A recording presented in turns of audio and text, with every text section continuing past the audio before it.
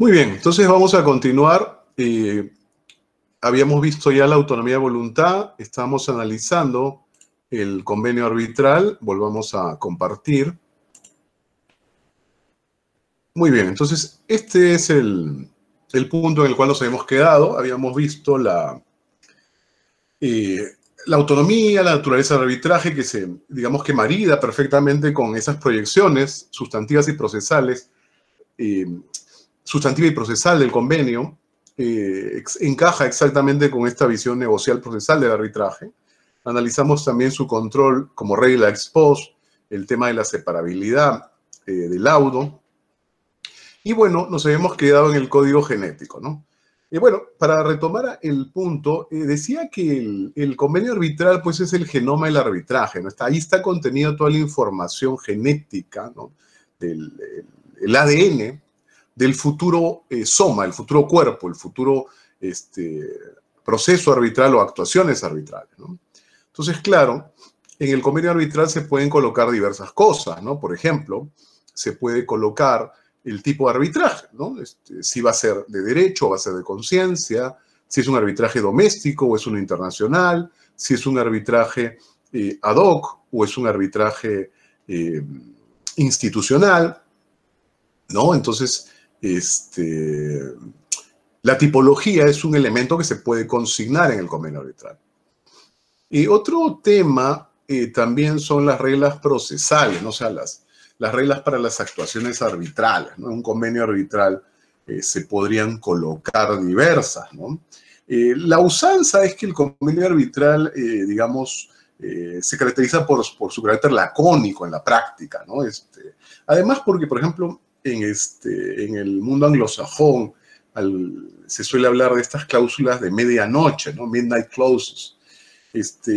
Dentro de todas las cláusulas que se diseñan con mucho ahínco, mucho, digamos, esmero en un contrato, lo curioso es que tanto en el mundo anglosajón como también podríamos decir en el europeo continental, a las que menos, digamos, tiempo y esfuerzo se le aplican es a la cláusula arbitral, ¿no? Arbitration clause. Y por eso la alusión a cosa que se hace pues entre gallos y medianoche, ¿no? Pero bueno, ello no tiene por qué ser así. En realidad, en un convenio arbitral se podrían colocar reglas diversas de actuación, de las actuaciones arbitrales, y que en realidad podría estar ahí ya todo el procedimiento arbitral, ¿no? Obviamente sería un convenio de largo aliento, ¿no? Amplio en su carácter, digamos, cuantitativo, pero no hay ningún inconveniente. Acuérdense, la regla de oro es la autonomía de voluntad de las partes, ¿no? Pero en la práctica no suele ser, digamos, una cosa común, ¿no? Más bien, se colocan muy pocas reglas procesales, por ejemplo, ¿no? Que para efectos de plantear un recurso de anulación se tenga que adjuntar determinado tipo de garantía, ¿no? Específica. Reglas muy parcas de ese tipo. Bueno, otra cosa que también se puede incluir en el mismo convenio arbitral es lo relativo al régimen o estatuto de los árbitros, ¿no? Claro, lo que pasa es que más adelante veremos que así como las partes pueden, por su autonomía de voluntad, diseñar las actuaciones arbitrales adecuadas a su caso, o sea, a las características, complejidad y tiempos en los cuales necesiten evacuar ese caso. Lo mismo sucede con el árbitro. Los árbitros también pueden tener una serie de cualidades, de características que sean exigidas por la necesidad del tipo de arbitraje, complejidad, etcétera, por las partes, ¿no? Igual podría haber un régimen amplio contenido en el convenio arbitral. No suele ser esto muy común, ¿no? Pero, por ejemplo, podría exigirse que el árbitro tenga la condición de abogado, ¿no? O que el árbitro tenga la condición de técnico, por ejemplo, un ingeniero, o ambos, ¿no? O jurista y técnico, ¿no? También se podría exigir experiencia en el arbitraje, ¿no? Por ejemplo, que los árbitros tengan por lo menos, no sé, unos 10 años en la práctica como tales, ¿no? Grados académicos, nacionalidad, ¿no? Manejo de lenguas, ¿no?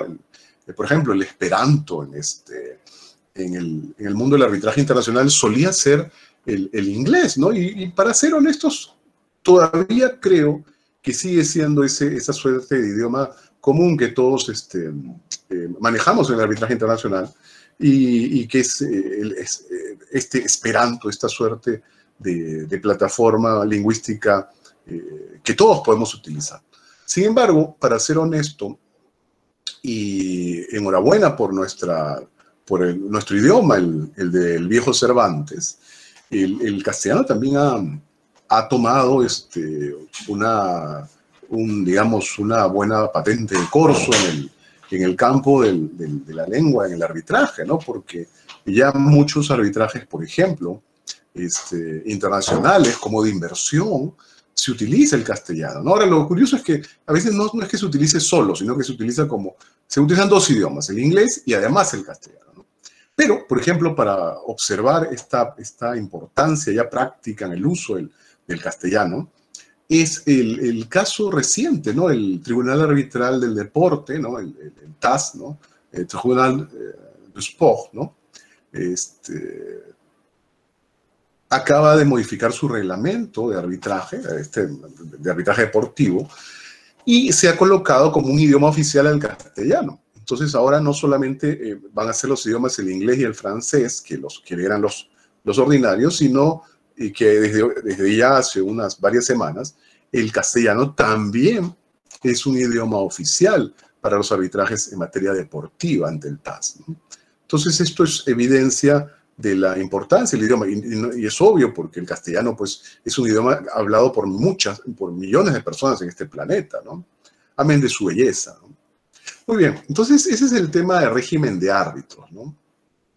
Y luego otro elemento que también se suele colocar es el tema de la confidencialidad. Y bueno, acá hay una reflexión que hacer, ¿no? Lo que pasa es que la confidencialidad es este principio por el cual y que de algún modo todavía tiene importancia en la práctica del arbitraje internacional, ¿no? Comercial internacional, como doméstico, dado que un elemento por el cual el arbitraje es elegido como herramienta es precisamente que las partes tienen este manto de protección de que la información que surja, digamos, se produzca al interior del arbitraje, no va a ser exteriorizada ni publicitada hacia afuera, ¿no? O sea, extrarradio del arbitratum, del arbitraje. Y ese principio, ¿no es cierto? Lo curioso es que no suele estar regulado en la lex arbitra, en las leyes de arbitraje. Un caso, digamos, de los pocos es el DLA. Nuestra ley de arbitraje expresamente regula la confidencialidad. Entonces, el principio en el DLA subsidiario es la confidencialidad. Las partes tenían que pactar en contra de ella para que no exista. Pero más bien en las antípodas de este tipo de régimen del DLA, que no es común, la mayor cantidad de leyes de arbitraje del mundo no regula en su propio corpus a la confidencialidad. Entonces, si las partes quieren que el proceso arbitral, las relaciones arbitrales sean confidenciales, tienen que colocar esta regla, y un lugar evidente donde tiene que, por antonomasia, ubicarse es el convenio arbitral, ¿no? Entonces, ese es el tema de la confidencialidad. Evidentemente hay muchas más cosas que pueden incorporarse en el convenio arbitral, ¿no? Como comentario, por ejemplo, incluso al interior de un convenio arbitral, como un todo, como un continente, podrían haber en realidad diversos convenios arbitrales. O si quieren, un convenio arbitral complejo que está segmentado. ¿Qué quiero decir, no? Por ejemplo, un caso. Un convenio arbitral en el cual establece toda una tipología arbitral para las controversias de carácter jurídico. Entonces, si las controversias que surgen de este contrato son de carácter jurídico, consecuentemente, se resuelve por arbitraje de derecho, con un tribunal trino de árbitros y gestionado, administrado por la Cámara de Comercio de Lima. Punto. Pero, sigue el convenio arbitral, si la controversia es una técnica, ¿no? El arbitraje es de conciencia, será con árbitro único y será ad hoc. Entonces, si se dan cuenta, en realidad está haciendo una bifurcación. Si las controversias son de tal orden, digamos, de orden jurídico, tal régimen. Pero si son de orden técnico, no jurídico, segundo régimen. Incluso pueden haber segmentaciones ya no de tipo cualitativo, sino de tipo cuantitativo.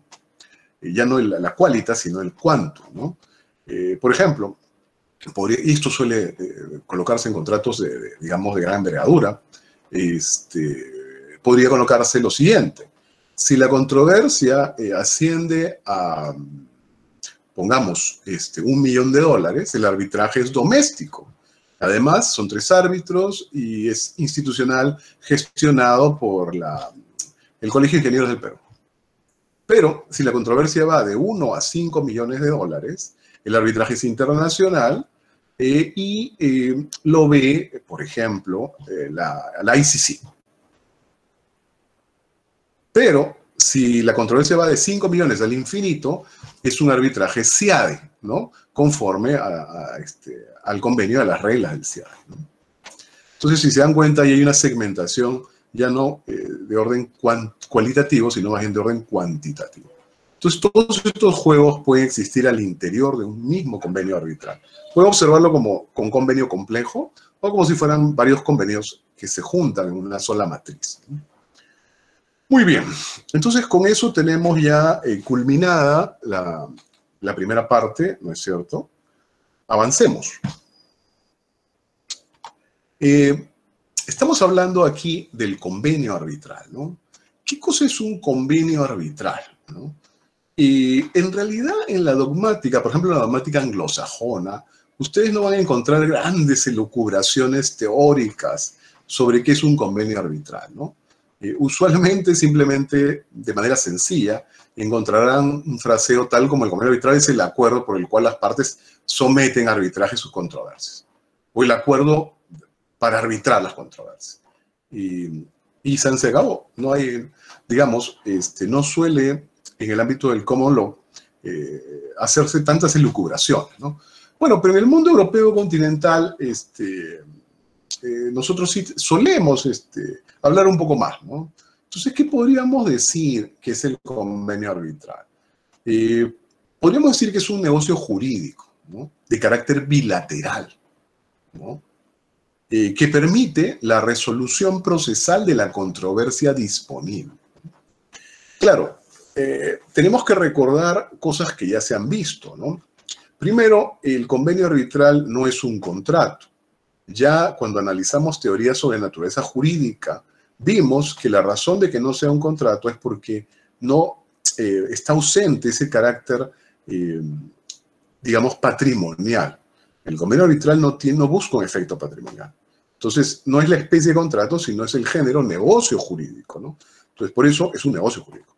Ahora, ¿de qué tipo? No es unilateral, es un negocio jurídico bilateral. Tiene por lo menos 2 partes, ¿no? Y entonces, ¿qué persigue ese negocio jurídico bilateral? Persigue, evidentemente, resolver la controversia disponible, ¿no? Una resolución procesal, porque al final la herramienta, la plataforma que se genera cuando el convenio se activa con el surgimiento de la controversia es una plataforma procesal, ¿no? Las actuaciones arbitrales son eso, son un proceso particular, ¿no? En tanto tiene garantías que están en la Constitución y en el DLA, ¿no? Y se desarrolla a través de un procedimiento, evidentemente, ¿no? Que tiene principios particulares, comunes y homogéneos a lo procesal, por ejemplo. Particulares que son propios del arbitraje, eso lo veremos adelante. Algunos que son homogéneos, no son idénticos, y algunos poquitos que sí son prácticamente lo mismo. Y bueno, y que permite ese negocio jurídico bilateral resolver a través de las actuaciones arbitrales, en ese sentido procesal, la controversia. Evidentemente la controversia disponible, ¿no? Porque, como hemos estudiado ya, la arbitrabilidad está limitado al tema de las controversias de carácter disponible. Bueno, entonces, si este es el concepto negocio jurídico bilateral que permite la resolución procesal de la controversia disponible, veamos si ese concepto marida o no con la normativa del DLA. ¿qué dice el DLA, no? Primero nos señala en su inciso 1 que conviene al concepto. Dice, ¿no? El convenio arbitral es un acuerdo. Primera cosa, ¿no? Cuando dice que es un acuerdo, si dijera ahí que es un contrato, pues tristemente saldría de la óptica de nuestro concepto. Pero dice es un acuerdo. Perfecto, porque el negocio jurídico precisamente es eso. Es un acuerdo de voluntades. Hasta ahí vamos, digamos, encaja perfecto. Luego dice, por el que las partes, claro, las partes, ¿no? Ahora, esas partes por lo menos tienen que ser dos.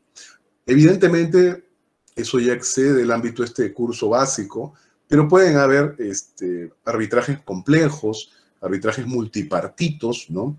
En los cuales un convenio arbitral o varios convenios arbitrales puedan abarcar a más de dos partes, ¿no? Pero bueno, como mínimo exige dos partes. Ahora dice, entonces es un acuerdo, negocio jurídico, bilateral, por el que las partes deciden, ¿no es cierto? Evidentemente el convenio arbitral como negocio jurídico exige la autonomía de voluntad, la manifestación, perdón, de voluntad, ¿no? Una manifestación de voluntad bilateral, ¿no?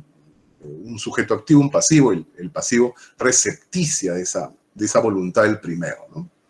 Entonces, por el que las partes deciden la manifestación de voluntad, someter a arbitraje, ¿no? Claro, ahí está el tema, ¿no? O sea, someten a arbitraje, someten a la resolución procesal del arbitraje. ¿Qué cosa?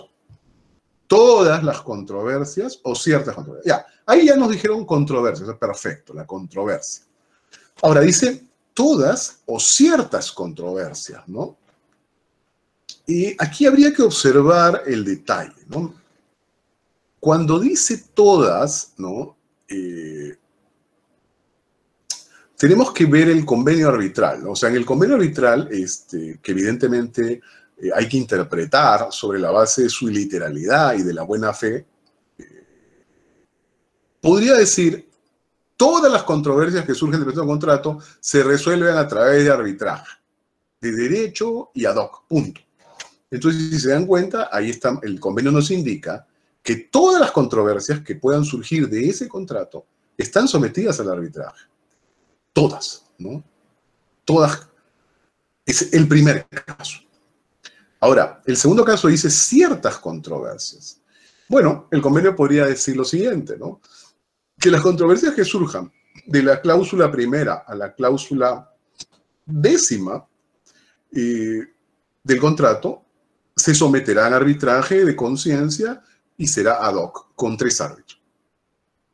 Si se dan cuenta, allí no son todas las controversias, sino solamente ciertas. De las 25 cláusulas, muchas sustantivas, solo están sometidas a arbitraje las controversias que surjan de las 10 primeras cláusulas. Consecuentemente, en ese caso tenemos que se somete ciertas controversias. Pueden haber evidentemente más fórmulas, ¿no? Pero valga esa como ejemplo. Ahora, dice, ¿no? Someter todas las controversias que hayan surgido. Acá tenemos otro ámbito. Ya no es un ámbito objetivo de aplicación objetiva, sino más bien este es un ámbito temporal de aplicación, ¿no? Dice que hayan surgido o que puedan surgir entre las partes, ¿no? A ver, entonces acá tenemos nuevamente una segmentación. Dice que hayan surgido. ¿Qué significa? En ese caso, las controversias existen en el momento presente. O sea, ya aquí, en este momento, en el cual se está celebrando el convenio arbitral, la controversia ya surgió, ya existe. Si quieren, es una controversia presente, ¿no? Presente. Entonces, en ese caso, evidentemente, si se percatan, el convenio arbitral sería posterior al surgimiento de la controversia, ¿no? Así sea un segundo después de que haya surgido, siempre va a ser posterior al surgimiento de la controversia. Para que entiendan, un ejemplo simple. Si Juan y Pepito colisionan sus autos, y bueno, surge evidentemente la controversia relativa a la indemnización por el daño extracontractual que Juan le causa al investir al auto de Pepito, ya la controversia existe. Pero en ese momento, como dos caballeros se dan la mano y digamos, imprimen en papel un acuerdo en el cual someten a arbitraje esa controversia, ¿no? Entonces, ahí en ese supuesto tenemos una controversia que ya ha surgido, una controversia presente. La segunda modalidad, ¿cuál es? Que pueda surgir, ahí si quieren, para simplificar el argumento, sería una controversia futura. O sea, una controversia que aún no existe. Ahora, en la práctica real del arbitraje doméstico internacional, y la mayor cantidad, el 90 y pico por ciento de las controversias, 97, 99% de controversias que se sometan a arbitraje van a ser futuras, ¿no? ¿Por qué? Porque como les he explicado ya, la mayor cantidad de convenios arbitrales tienen la fórmula de cláusula contractual, o sea, de una cláusula que está contenida en un contrato, y en esa cláusula está el convenio arbitral, la cláusula arbitral. Consecuentemente, el contrato se firma hoy día y en ese momento no hay controversia. La controversia surgirá uno más meses o años después de la celebración del contrato. Consecuentemente, dado que esta es la forma más común de formalizar un convenio, eso nos lleva a la conclusión que también la mayor cantidad de controversias que se someten al arbitraje son controversias futuras, por esta mecánica usual de la cláusula arbitral. Y claro, entonces en el momento del contrato pactan arbitraje y ahí no hay ninguna controversia, un contrato de arrendamiento. Pero 7 meses después, el arrendatario no paga los últimos 2 meses de la merced conductiva y surge la controversia. Y ya operará el convenio, que es la cláusula 25 de ese contrato, que dice que cualquier controversia que surja del contrato de arrendamiento se resuelve vía arbitraje de derecho con 3 árbitros y ad hoc. Entonces, ahí se activa. Muy bien, entonces esa es la diferencia entre las controversias presentes y las controversias futuras, ¿no? Ahora dice que hayan surgido, pueden surgir entre las partes respecto a una determinada relación jurídica contractual o de otra naturaleza. Entonces aquí habría que mirar, ¿no es cierto?, ¿por qué dice esto, no? Relación jurídica contractual o de otra naturaleza. Bueno, digamos que el objetivo de este fraseo del artículo 13, inciso 1, es recordarnos que no solamente existe, digamos, no solamente pueden surgir controversias, o mejor, castellano aún, no solo controversias de tipo contractual se pueden someter a arbitraje. En realidad se pueden someter a arbitraje controversias de todo tipo, contractual, extracontractual, comercial, tributario, de cualquier orden, en salud, administrativa, etc. Entonces nos recuerda que lo importante no es digamos, la especialidad jurídica de la controversia, sino que el carácter disponible de esta, ¿no? Muy bien. Entonces, con eso tenemos claro lo relativo al concepto del convenio arbitral. Ahora, respecto de la forma del convenio arbitral, ¿no? Si leen el artículo 13, ¿no? Y ya les he dicho, lo recuerdo, lean su ley de arbitraje de manera completa, ¿no? Lean de manera completa para que sea fácil el manejo de la técnica que estamos desarrollando, ¿no? Si observan su artículo 13, se darán cuenta de lo siguiente. A ver, aquí vamos a plantear varias cosas. Al revisar la dogmática al uso, observarán que muchos indican, ¿no es cierto?, que en el arbitraje existe un criterio, ¿no es cierto?, de libertad formal, ¿no?, frente al criterio del proceso judicial, por ejemplo, de formalidad legal, ¿no? Entonces, ¿no es cierto?, digamos, el mismo convenio arbitral tiene, a diferencia de una formalidad legal con carácter ad solemnitatem, ¿no?, por ejemplo, un contrato específico regulado en el Código Civil que exija su celebración por escritura pública. Esa es una forma ad solemnitatem, ¿no? Entonces, ahí hay un principio de legalidad formal. Por contra, el convenio arbitral, el arbitraje y el convenio arbitral, más bien se adscriben a una libertad formal. O sea, la forma para el convenio no se exige sino con carácter ad probationem.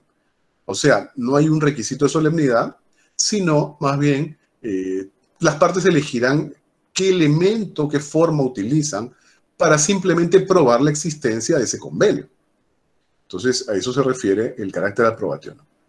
Muy bien, entonces en muchas legislaciones del mundo, efectivamente, existe esa dicotomía, ¿no? De que frente a otro tipo digamos, de herramientas que están establecidas a través de la legalidad formal, más bien, y con carácter ad solemnitatem, más bien el convenio arbitral se adscribe a un principio de libertad formal, ¿no es cierto?, de libertad formal, con carácter ad probatio. Y bueno, en muchísimas legislaciones del mundo, efectivamente eso es así. Pero en el caso del DLA, desde mi modesto parecer, se da un paso más allá. Ahora, no es el único, ¿eh? Hay algunas normas que están, unas cuantas normas a nivel global que ya están en este nivel, ¿no? Me parece que la norma griega está también dentro de un espectro como el que voy a plantear. El DLA nuestro va más allá de la libertad formal. En realidad ya entra a un ámbito, y en ese sentido digo, tiene un carácter antiformalista. O sea, ya la forma desaparece, es la antiforma, ya desaparece. O sea, hay muchas formas a través de las cuales se puede llevar a cabo un convenio arbitral conforme al DLA. Ahora, en principio, como la mayoría de normas del mundo, empieza indicando que el convenio arbitral tiene carácter de forma escrita, ¿no? Pero esa forma escrita tiene carácter solamente ad probationem. O sea, solo sirve para probar la existencia del convenio arbitral.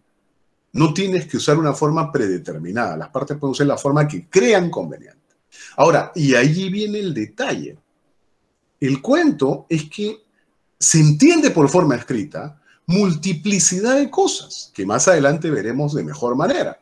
Pero, por ejemplo, para entendernos con unos paradigmas claros, por ejemplo, se entiende que hay forma escrita en el caso del convenio arbitral electrónico, en el cual solamente va a haber, por ejemplo, un intercambio de correos electrónicos.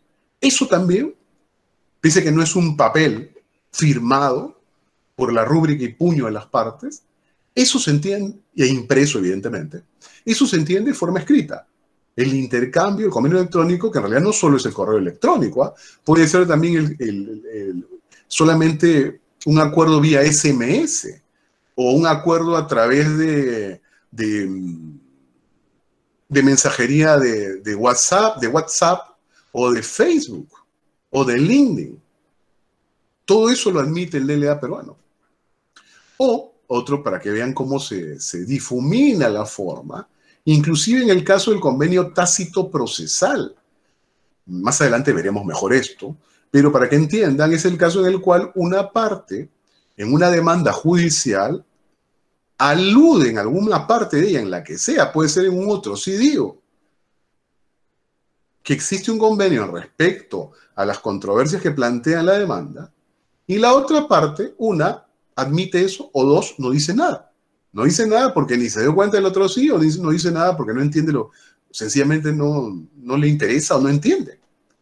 En ese caso, al demandado admitir lo alegado o no decir nada, se forma un convenio y se entiende que ese cruce de escritos judiciales son forma escrita también para un convenio arbitral. Entonces, sobre esa base es que me permito señalar que en el caso peruano y algunos otros a nivel global, no muchos, ya se está yendo más allá de la simple libertad formal. Se está entrando más bien en un carácter antiformalista. Se está difuminando, eliminando la forma, ¿no? Muy bien. Entonces, eso es lo relativo a la forma del convenio arbitral. Ahora, esa forma, como habíamos ya un poquito adelantado, pero ahora hay que explicar de mejor manera, Esa forma del convenio puede admitir dos posibilidades, ¿no? Normalmente un convenio arbitral puede tener forma de cláusula contractual o puede ser un pacto autónomo. Ahora, evidentemente hay que analizar ambas posibilidades. Ya hemos indicado que en la práctica global la forma más usada es la cláusula contractual. ¿Qué significa? Significa que en un contrato, por ejemplo, de 34 cláusulas, la cláusula 34, no tiene que ser la última por si acaso, pero bueno, la cláusula 34 contiene un convenio arbitral. Entonces dice, por ejemplo, todas las controversias que surjan del presente contrato se resuelven vía arbitraje de derecho, un arbitraje internacional, con 3 árbitros y gestionado y administrado por la ICC. Listo. Entonces, en ese caso, ahí tenemos un convenio arbitral que está contenido dentro de una cláusula del contrato. Y por eso se le suele llamar cláusula arbitral. Entonces, dentro del contrato, que es el continente, tenemos contenida una cláusula en la cual evidentemente está inserto un convenio arbitral, ¿no? Y esa es la fórmula más usual de plantear un convenio arbitral, ¿no? O sea, la fórmula más usual es la de cláusula contractual. Por otra parte, habría que decir que esta fórmula de cláusula contractual tiene también su razón de ser en las controversias futuras. Eso lo habíamos visto cuando analizamos hace un instante el artículo del DLA, ¿no? Claro, lo que pasa es que evidentemente va a darse, usualmente, se va a usar la cláusula contractual para controversias futuras, porque en el momento en que se está celebrando el contrato, se está formalizando y se está signando, en ese instante no hay ninguna controversia. La controversia podrá aparecer a las semanas, a los meses o a los años, pero en ese instante no hay ninguna controversia.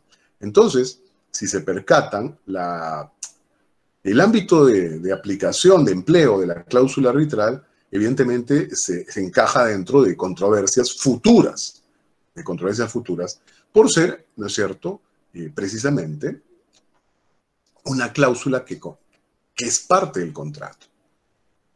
En cambio, ¿qué cosa es un pacto autónomo, ¿no? Ya el sentido común les indicará también cuál es digamos, el criterio temporal para el cual el pacto autónomo va a ser la fórmula usual. Como dice el término, pacto autónomo es un acuerdo, ¿no? Porque el convenio arbitral es un acuerdo. Pero es autónomo en el siguiente sentido, ¿no?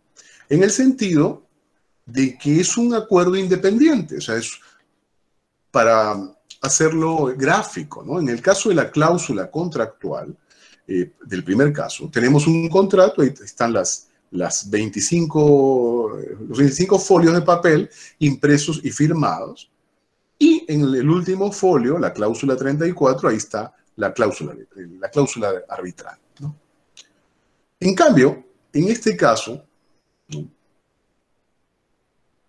Pongamos,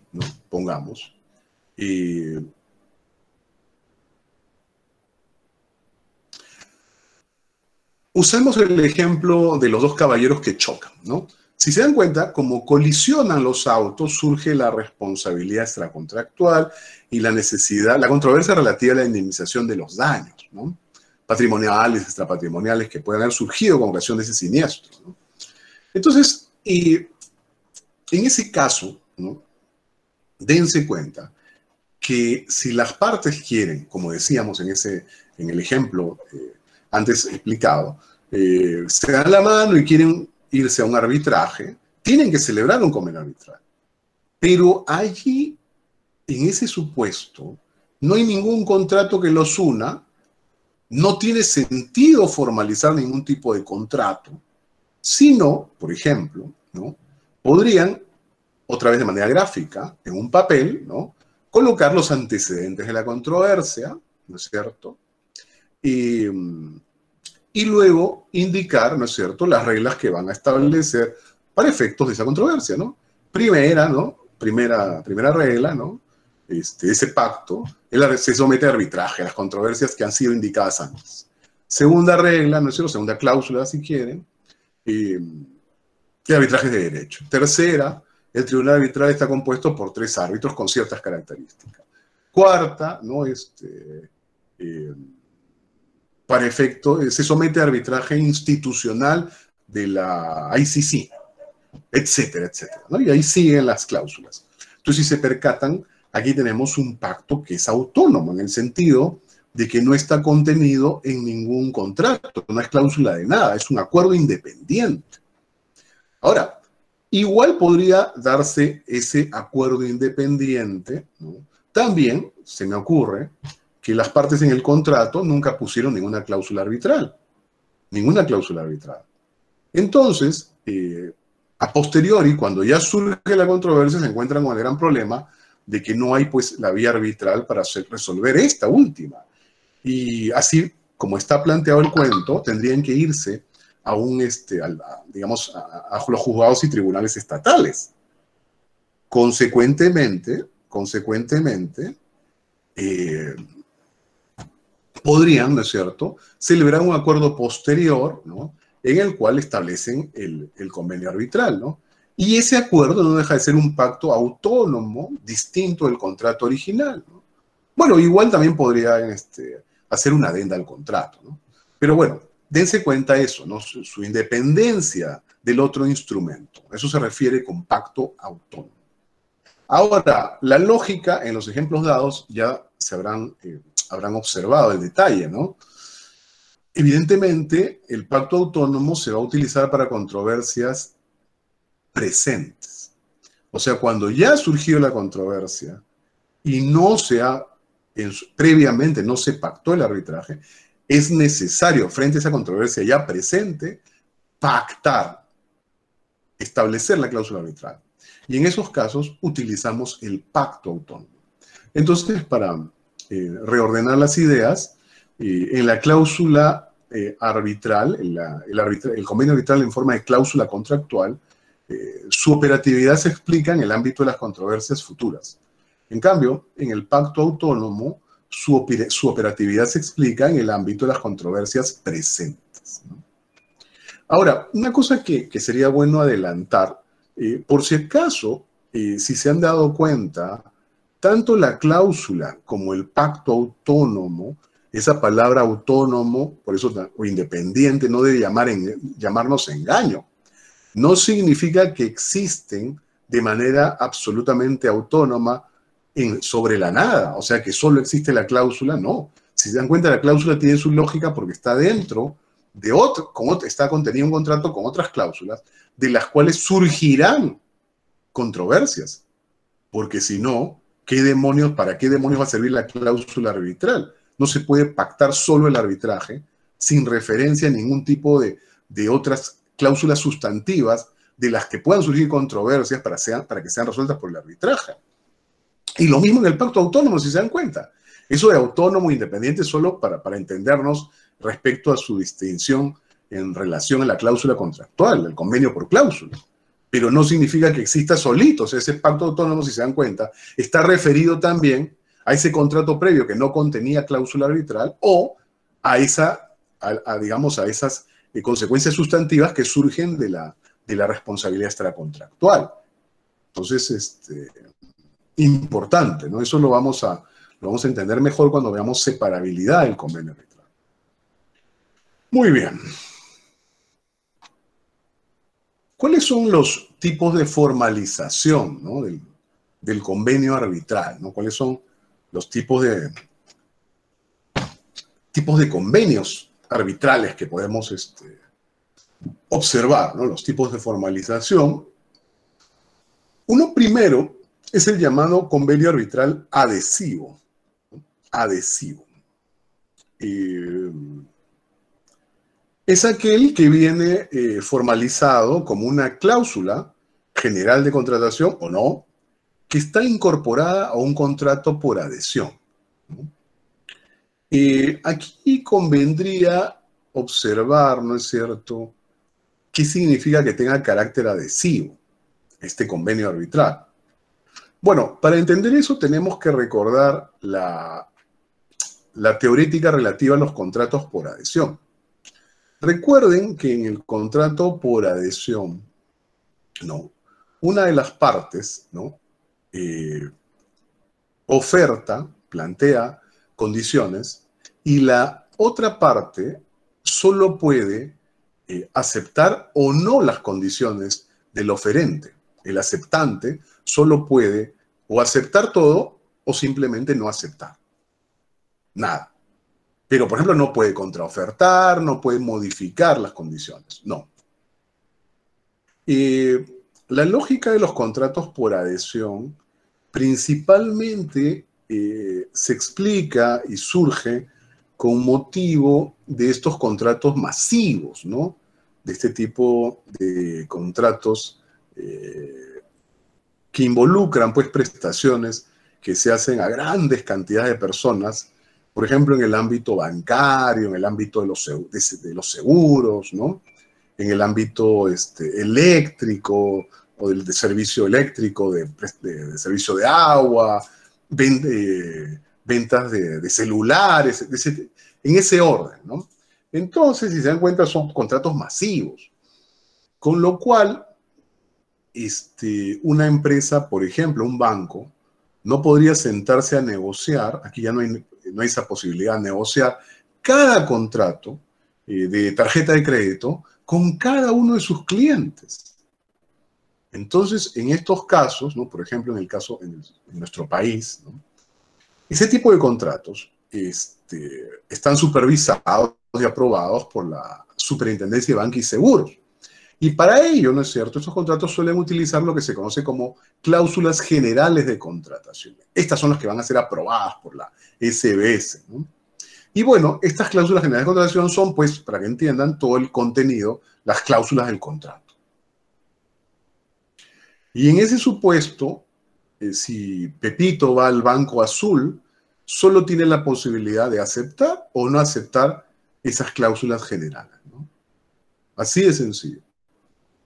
No puede negociar, no puede modificar, no puede hacer nada de eso. O acepta todo o rechaza. No hay más, ¿no? Esto también pasa, como decía, en el ámbito de la venta de seguros, ¿no?, y los otros mencionados. Entonces, volvamos al contrato de tarjeta de crédito, ¿no?, a las cláusulas generales. Resulta que en esas cláusulas generales, o por ejemplo, un contrato de seguro médico, ¿no?, seguro de salud. Dentro de esas cláusulas generales hay un montón de cláusulas, ¿no? Son múltiples, son contratos relativamente no tan lacónicos. Entonces, en esos contratos encontramos cláusulas, pues, de, por ejemplo, cuál es el ámbito de cobertura de tu seguro, ¿no?, qué tipo de enfermedades están excluidas, cuál es el monto máximo que va a cubrir por determinadas patologías el seguro, la empresa, la aseguradora, tus derechos, deberes y los de ella, viceversa, etcétera, ¿no? Bueno, sí.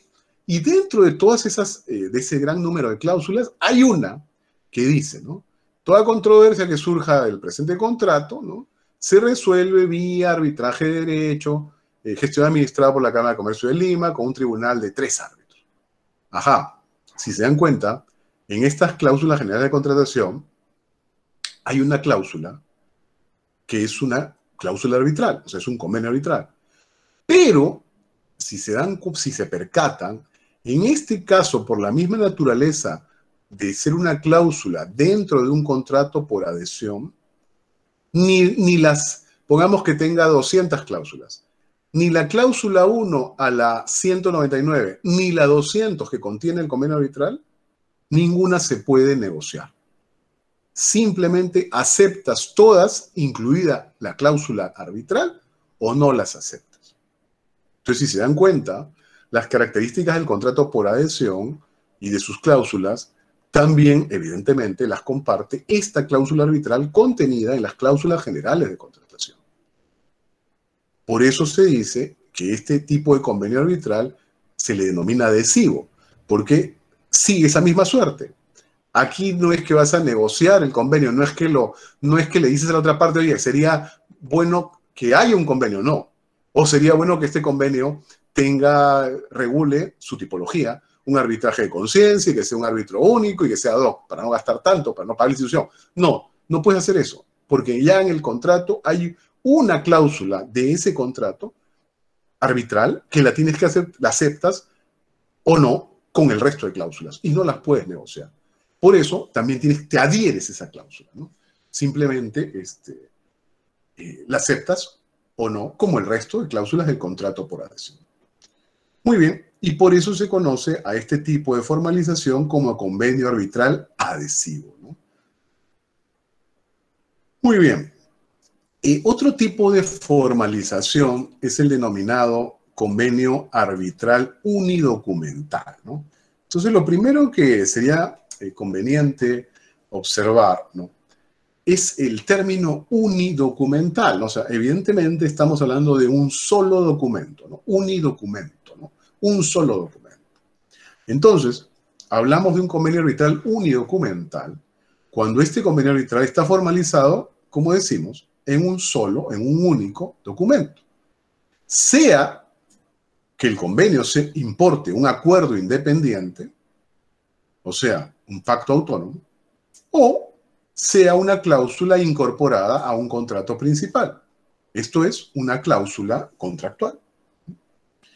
Si se percatan, en ambos casos estamos ante un convenio formalizado en un único documento, porque está solo en el documento que contiene el pacto autónomo, con los antecedentes y las cláusulas que indicamos, o dos, está en ese contrato de 20 caras en la última cláusula 34. Ahí está. Está contenido en un solo documento, ¿no? En un solo documento. Y si se dan cuenta, evidentemente el convenio arbitral unidocumental se rige por el principio de unidad del acto, ¿no? Porque la lógica es que como está en ese solo documento, se lleva a cabo tanto el pacto autónomo como la cláusula arbitral en un solo acto, ¿no? Al formalizar el mismo contrato, o y que contiene la cláusula contractual, inserta en esta el convenio arbitral, o en un solo acto el pacto autónomo con los antecedentes y las cláusulas, ¿no? Entonces, eso es el convenio arbitral unidocumental.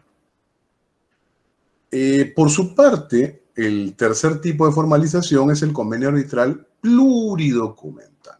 Nuevamente, ¿no? Aquí, ¿cuál es el sentido del término, ¿no?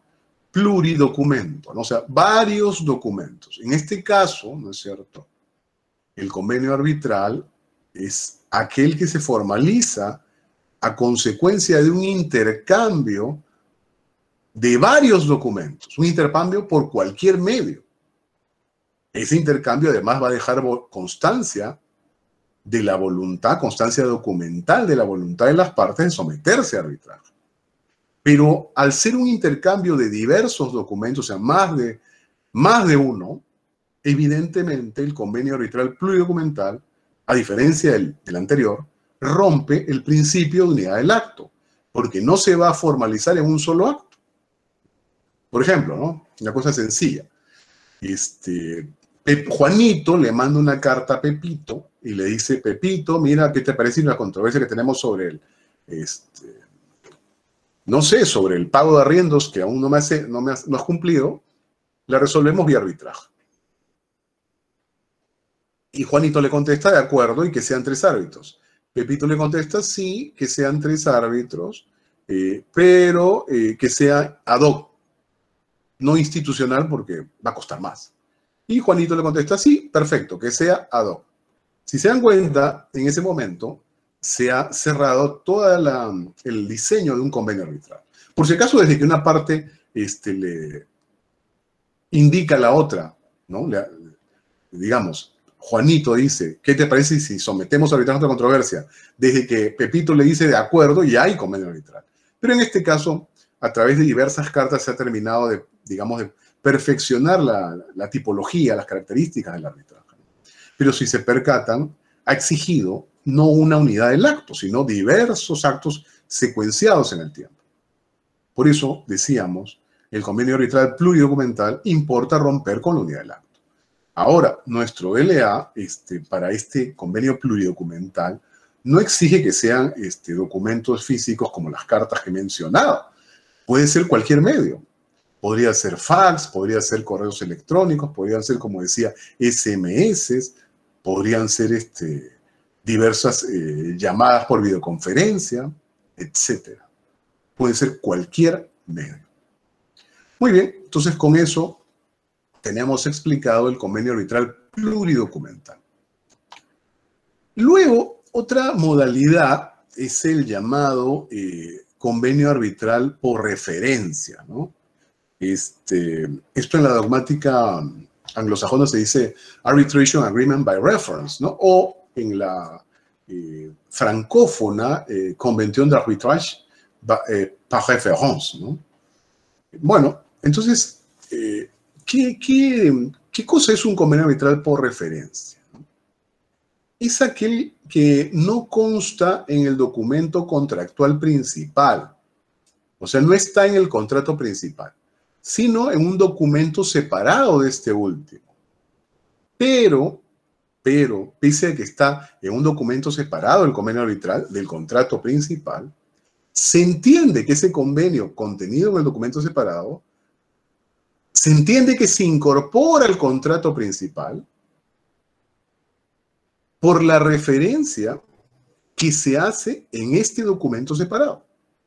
O sea, como les planteo en la filmina, es aquel que no consta en el documento contractual principal, en el contrato principal, sino en un documento separado de este. Pero se entiende incorporado al contenido del primero por la referencia que en él se hace al segundo. Entonces, ¿no? ¿Cómo sucede esto? Por ejemplo, imaginemos que en un contrato 1, ¿no? El contrato 1, que tiene 34 cláusulas, revisamos todas y ninguna de esas cláusulas contiene convenio arbitral ninguno. Pero en alguna de esas cláusulas se indica que las reglas contenidas en el anexo 1, ¿no? Se entienden incorporadas al contrato, en el anexo A, para no marearlos, se entienden incorporadas al contrato 1. Entonces vamos al anexo A y vemos que ese anexo A tiene otras cláusulas. Tiene 7 cláusulas.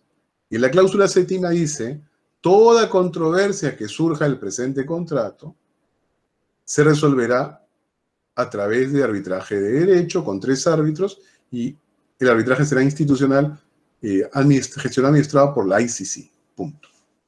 Entonces, si se percatan, pese a que en el contrato 1 no hay ningún convenio arbitral, en el contrato 1 se hace referencia, se refiere, se remite al anexo A y se indica que se incorpora las reglas del anexo A al contrato 1.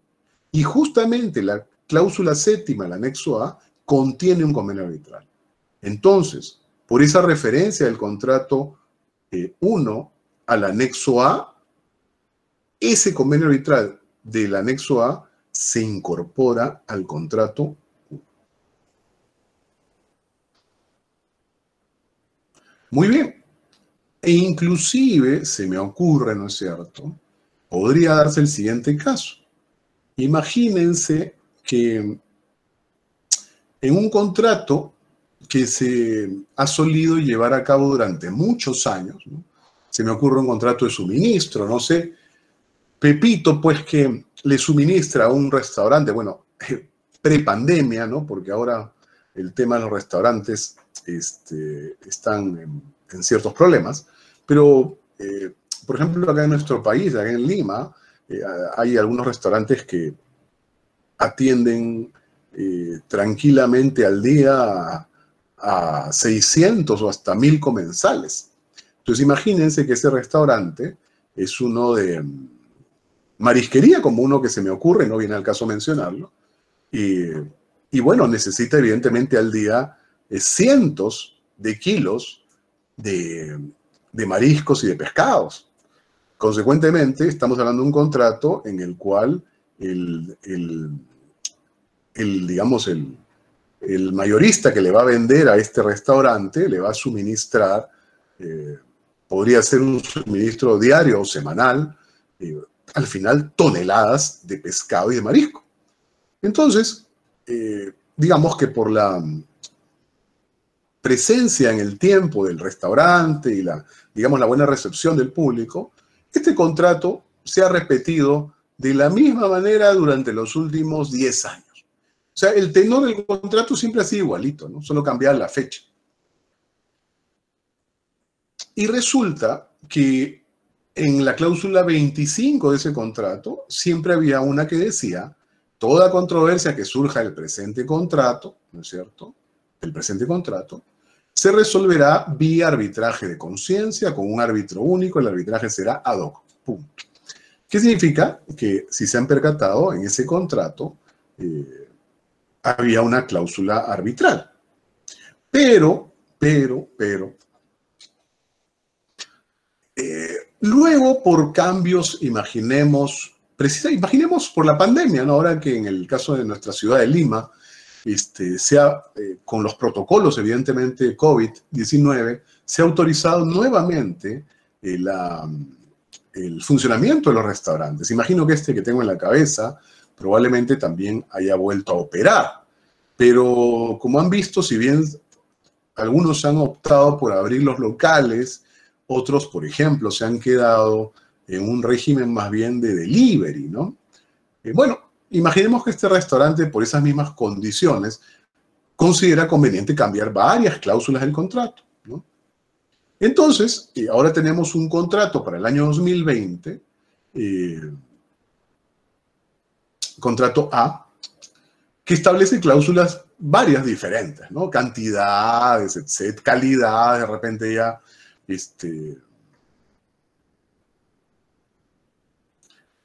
el marisco, por ejemplo, los tipos de mariscos se reducen, las cantidades de pescados, las formas de entrega, evidentemente, ¿no? Porque también tienen que cumplirse los protocolos de seguridad, ¿no? Los protocolos COVID. Entonces, todo eso se incorpora al contrato.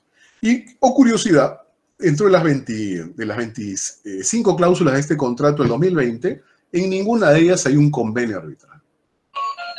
Desaparece el convenio arbitral que usualmente estaba contenido en los contratos de la última década. Pero, hay una cláusula que dice, ¿no?, que se entiende se incorpora al presente contrato la cláusula número 34, la que contenía el convenio arbitral, ¿no?, o 25, no recuerdo el número que les planteé, de los contratos del año 2019. Entonces, si se dan cuenta, hay una referencia a esa cláusula, ¿no? Se entiende que se incorpora al presente contrato también la cláusula número 25 del contrato anterior, del contrato del 2019. Entonces, si se percatan, pese a que no hay ninguna cláusula del contrato del 2020, el contrato B, que contenga expressi verbis a un convenio arbitral, esa referencia, esa remisión que se hace a la cláusula 25 del contrato A, del contrato del 2019, se entiende incorporada al contrato B del año 2020. Con lo cual, ahí tenemos un segundo caso de convenio arbitral por referencia, ¿no? De convenio arbitral por referencia. Muy bien. Y luego, un siguiente tipo de formalización es lo que he denominado el convenio arbitral intraprocesal, ¿no? Aquí, evidentemente, me las apaño con el latín, ¿no? O sea, intraprocesus, ¿no? Al interior del proceso. Es un convenio arbitral que digamos que acaece al interior de un proceso. Ahora, ¿al interior de qué tipo de proceso? Al interior de un proceso judicial. Al interior de un proceso judicial. O sea, en el convenio arbitral intraprocesal, que tiene dos modalidades, ambas suceden, o sea, el convenio arbitral se formaliza, curiosamente, dentro o con ocasión de un proceso judicial. ¿Y cuáles son esas dos modalidades? Primero tenemos el convenio arbitral expreso, ¿no? El convenio arbitral expreso, que está regulado en el artículo 17 del DLA. ¿Y qué nos dice el artículo 17 del DLA? Nos dice que las partes, ¿no es cierto?, porque así lo han decidido, o sea, primera submodalidad del expreso a instancia de parte, o porque el mismo juez les ha propuesto, o sea, les propone ello, celebran un convenio arbitral respecto a la controversia que está sometida a ese proceso judicial. ¿Para qué? Para cerrar el proceso judicial y, evidentemente, archivar todo lo actuado e irse al arbitraje. Entonces, lo pueden hacer bien porque ellas lo deciden o porque el juez se los propone y, evidentemente, ellas aceptan y deciden conveniente esa propuesta. Ahora, ¿y cuáles son digamos, las razones lógicas de esto? Pues pueden haber multiplicidad de razones. Se me ocurre una, ¿no? Las partes están viendo que en el proceso judicial está demorando demasiado. Por ejemplo, en nuestro país, que no es usanza extraña, ¿no? Esos procesos en los cuales ya están litigando 5, 7, 10 años y de repente que por alguna argucia, una nulidad planteada se vuelve a foja cero de nuevo. Y otra vez litigar otros 5, 7, 10 años, la parte dice, no, hasta ahí nomás, ¿no? Hasta ahí nomás. Mejor celebramos un convenio arbitral y nos vamos a tierra de caballeros, al mundo del arbitraje, ¿no? Y bueno, el juez, evidentemente, ante ello, tiene que cerrar el proceso judicial y concluir los actuados, ¿no? O que el juez lo proponga. Ahora, yo en estos últimos años, ya hace 12 años, ¿no? Desde que salió el DLA, en mi condición de catedrático precisamente de la MAG, de la Academia de la Magistratura, les vengo proponiendo a nuestros jueces de las diferentes instancias en las cuales soy profesor, y precisamente todas, ¿no? Que hagan esto, ¿no? Que hagan esto, que aprovechen, como saben, la conciliación judicial, la que operaba al interior del proceso judicial, fue derogada ya hace buen tiempo. Pero les mencionaba que si bien ese momento ya no existe de hace años, en el proceso civil, estoy hablando del proceso civil regulado en el CPC, en el Código Civil peruano, sería conveniente, pues, que ese momento ya inexistente, y que digamos, ahorrado tiempo en el decurso propiamente adjetivo de la litigación civil, sea aprovechado ahora para que los jueces planteen esto a las partes cuando vean que la controversia es disponible. Que de repente, lo que pasa es que, acuérdense, los jueces de nuestro país están sometidos a una carga de trabajo inmensa, ¿no? Por propio testimonio de muchos alumnos, jueces, vocales superiores, supremos. Sé que, por ejemplo, tranquilamente acá en Lima, un juez puede estar manejando un promedio tranquilamente de 2.000 causas, cosa que es casi humanamente imposible, ¿no? Entonces, hay muchas de esas causas, un porcentaje muy alto, que son de carácter disponible. Entonces, ¿por qué no proponerle a las partes, explicándole las bondades del arbitraje? Oiga, redúzcame usted un poco el trabajo excesivo que tengo, si esto lo puede ver un árbitro. Y bueno, la verdad es que no sé si están siguiendo mi consejo, pero permanentemente se los planteo, ¿no? Sería una cosa importante, ¿no? Esa propuesta del juez estatal a las partes, ¿no? Porque hay mucho que podemos ver los árbitros y esto va a impactar en mejorar la calidad de la justicia estatal. Porque mientras menos causas vean ellos, mejor va a ser la factura técnica de sus sentencias y, evidentemente, también del desarrollo de las actuaciones, ¿no? Entonces, esas son las dos maneras del convenio arbitral expreso, ¿no? Como decía, bien en instancia de parte, ¿no? O a propuesta del juez, ¿no? Y bueno,